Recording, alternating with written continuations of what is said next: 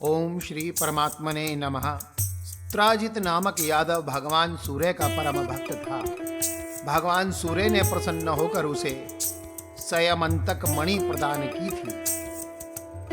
वह मणि प्रतिदिन 8 भार सोना दिया करती थी और वह जहां रहती वहां दुर्भिक्ष, महामारी, ग्रह पीड़ा आदि प्रवेश भी नहीं कर सकते। कभी कोई उपद्रव अशुभ नहीं होता था।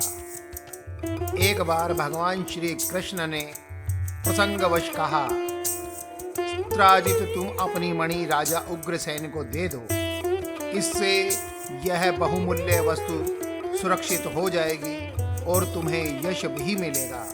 परंतु स्त्राजित अहंकारी तथा अर्थलोलुप था। उसने भगवान श्री कृष्ण का प्रस्ताव ठुकरा दिया। एक दिन स्त्राजित का भाई प्रसेनजित उस मणि को अपने गले में धारण कर शिकार खेलने के लिए वन में गया। वहां एक सिंह ने प्रसेनजित को मार डाला और मणि को छीन लिया। उसके बाद ऋक्षराज जाम्बवान ने सिंह को मारकर वह मणि अपनी गुफा में ले जाकर बच्चों को खेलने के लिए दे दी। अपने भाई प्रसेनजित के ना लौटने पर स्त्राजित को बड़ा दुख हुआ। वह कहने लगा, बहुत संभव है श्री कृष्ण ने ही मणि के लोभ में मेरे भाई को मार डाला हो, क्योंकि वह मणि पहनकर वन में शिकार खेलने गया था।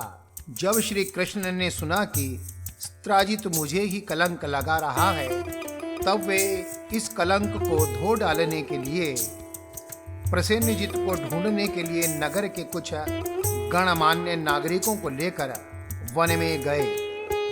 खोजते खोजते उन्होंने देखा कि जंगल में किसी सिंह ने प्रसेनजित और उसके घोड़े को मार डाला है। जब सिंह के पैरों का निशान देखते हुए वे लोग आगे बढ़े तो देखा कि एक रीछ ने सिंह को भी मार डाला है।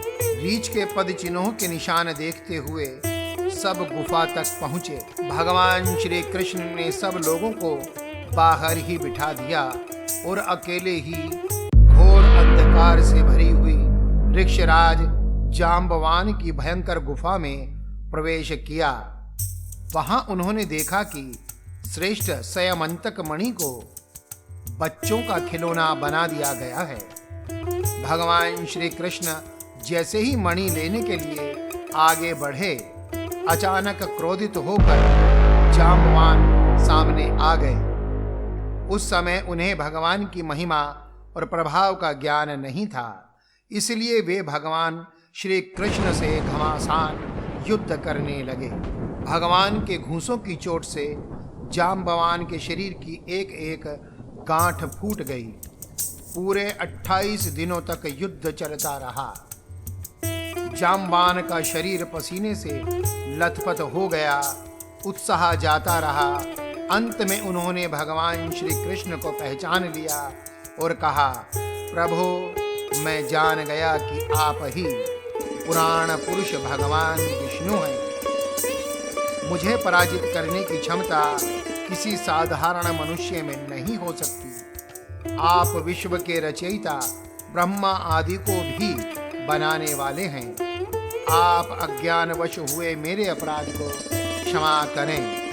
भगवान श्री कृष्ण ने कहा, ऋक्षराज हम मणि के लिए ही तुम्हारी इस गुफा में आए हैं। इस मणि के द्वारा मैं अपने पर लगे झूठे कलंक को मिटाना चाहता हूँ। भगवान के ऐसा कहने पर जाम्बवान ने बड़े आनंद से उनकी पूजा की तथा अपनी कन्या कुमारी जाम्बवती को मणि के साथ उनके चरणों में समर्पित कर दिया। भगवान श्री कृष्ण अपनी नववधू जाम्बवती के साथ द्वारका लौट आए और मणि स्त्राजित को लौटाकर अपने पर लगे कलंक को मिटा दिया। जय श्री कृष्ण।